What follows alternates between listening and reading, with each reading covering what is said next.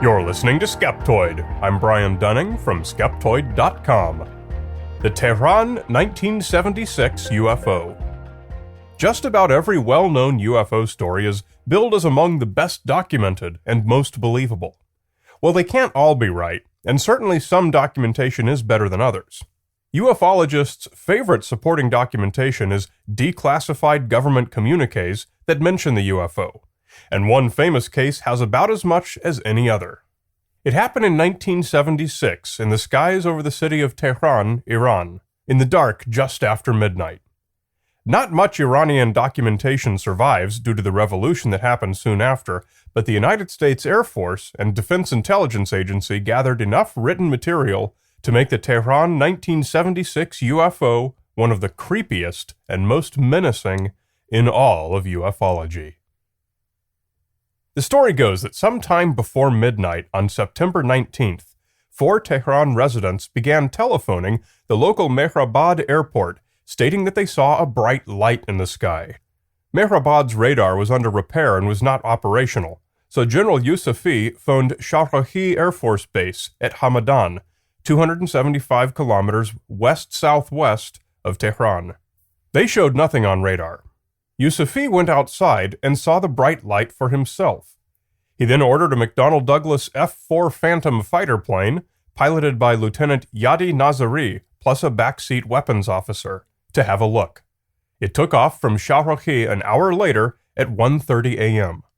Once Nazari reached Tehran, he reported losing all instruments and communications, so turned around and returned to base, and reported that his instruments came back once he did so.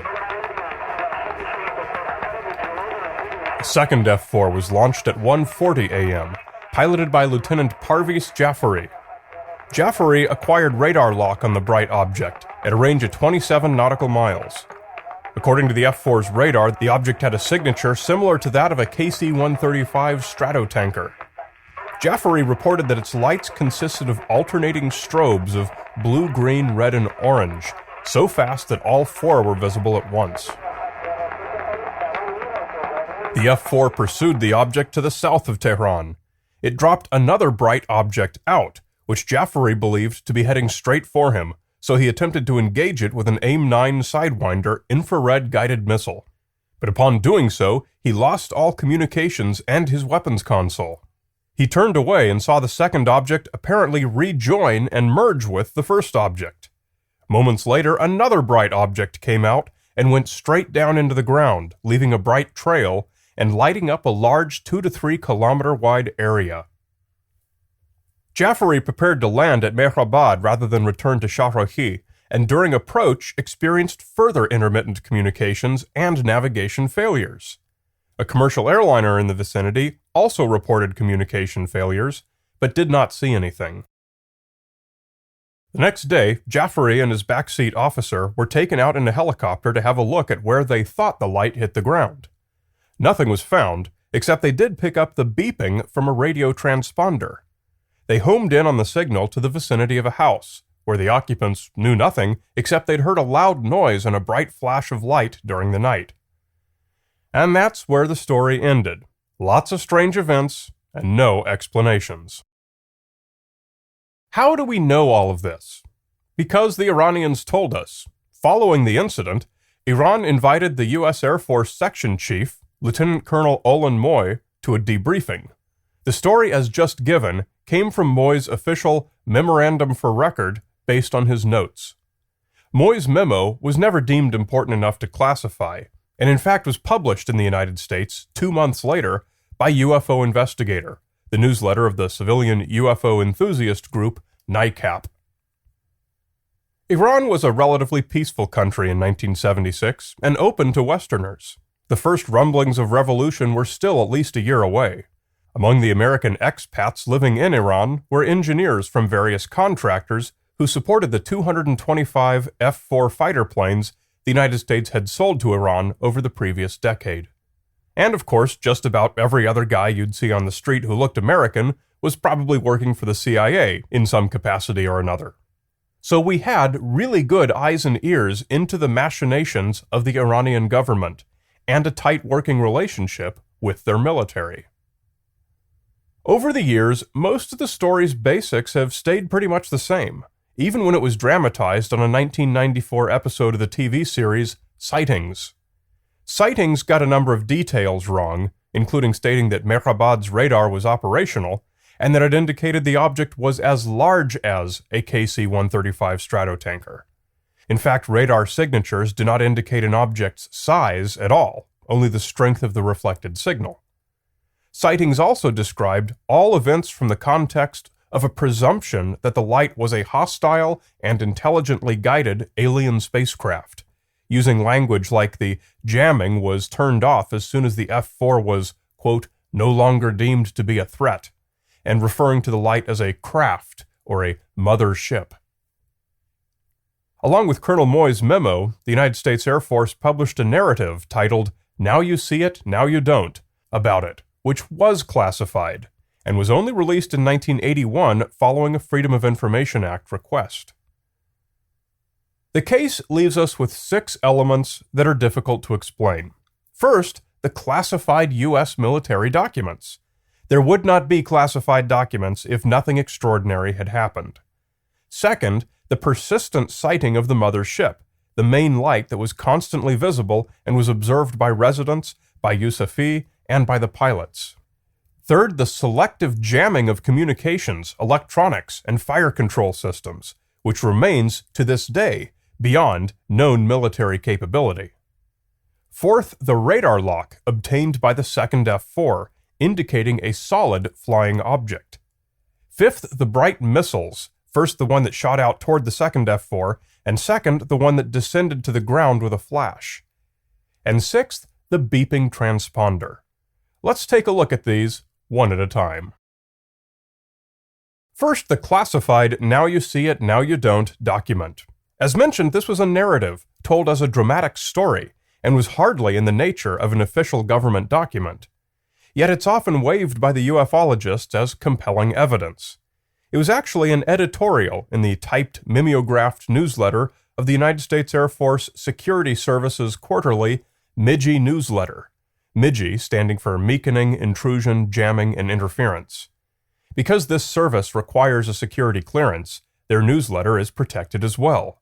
There's nothing especially interesting about the actual article, it's just a dramatized retelling of the same information in Colonel Moy's memo, offered in the newsletter as a curious editorial on the subject of jamming and interference. Second was the mother ship, that persistent light in the sky that prompted the phone calls, aroused Yousefi's curiosity, and led the pilots on their merry chase across the skies. We don't know what this was. Journalist Philip Klass suggested that it was the planet Jupiter, an explanation echoed by aerospace researcher James Oberg. Many ufologists have dismissed this explanation, saying that Jupiter's direction in the sky was 90 degrees wrong, but I found 2 reasons to give this suggestion some credence.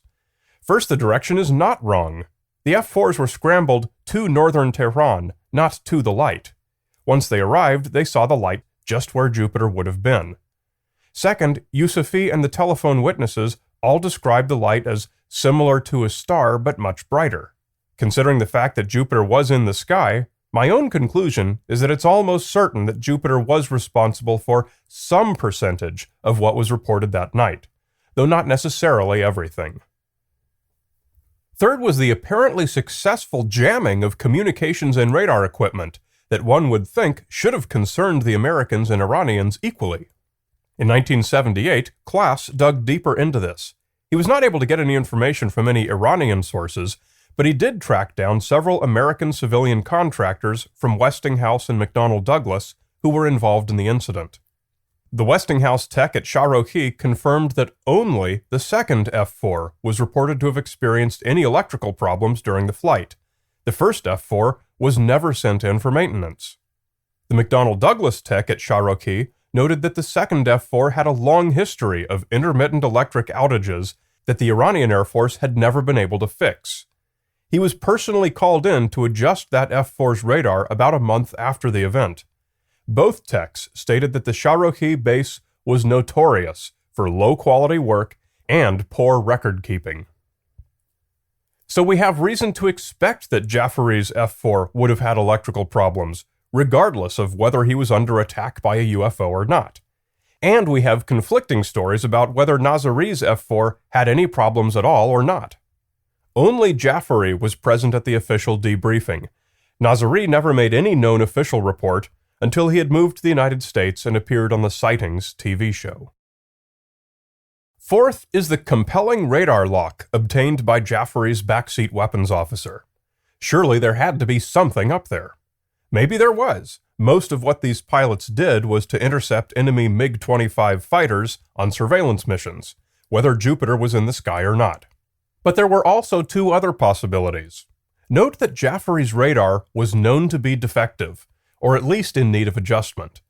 The same McDonnell Douglas supervisor noted that the weapons officer, quote, could have been in manual track or something like that and not really realized it. Whichever of the three possibilities was true, it's not necessarily a fact that a radar lock meant something was there. Maybe there was, maybe there wasn't. Fifth were the bright objects that Jaffery reported came at him and that shot straight down into the ground. Twice a year, the Earth's orbit takes us through the debris trail left by Halley's Comet, causing meteor showers. We also pass through various other clouds and trails at the same time each year. In his 1984 book, Meteor Showers, A Descriptive Catalog, astronomer Gary Cronk studied years of annual meteor data up through 1980. On September 19th, we are at or near the maximums of two minor annual showers, the Gamma Piscids and the Southern Piscids, and at the tail end of a third shower, the Eta Draconids. There was more than enough expected meteor activity to account for all of the reports of falling lights and rapidly moving bright objects. Some ufologists have attempted to connect the Tehran sighting with several other sightings of speeding bright lights that same night across the Mediterranean, suggesting that the mother ship must have been speeding all around the region.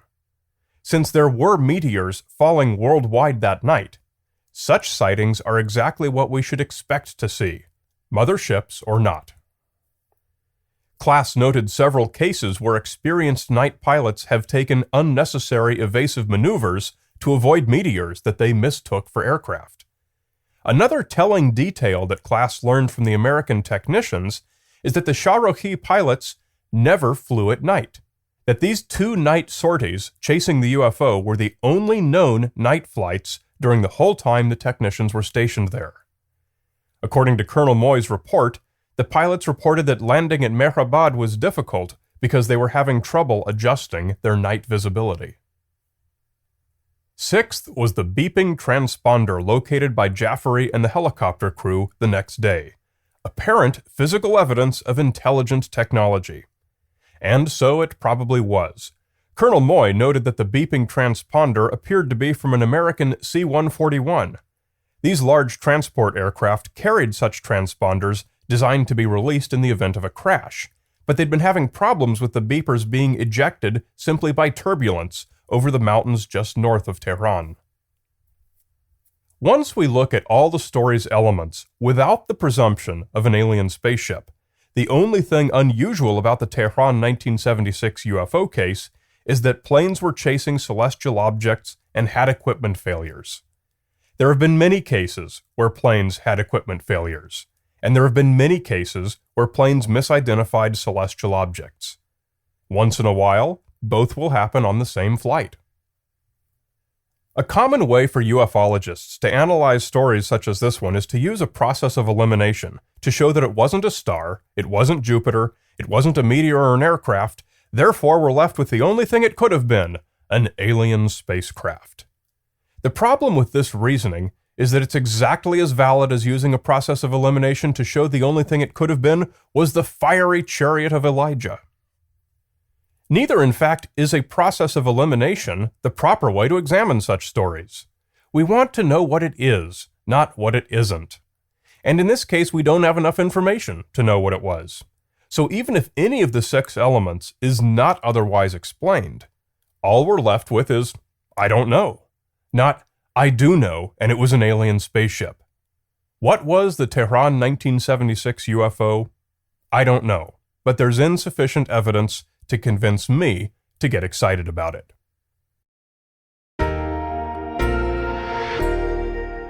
You're listening to Skeptoid, a listener-supported program. I'm Brian Dunning from Skeptoid.com.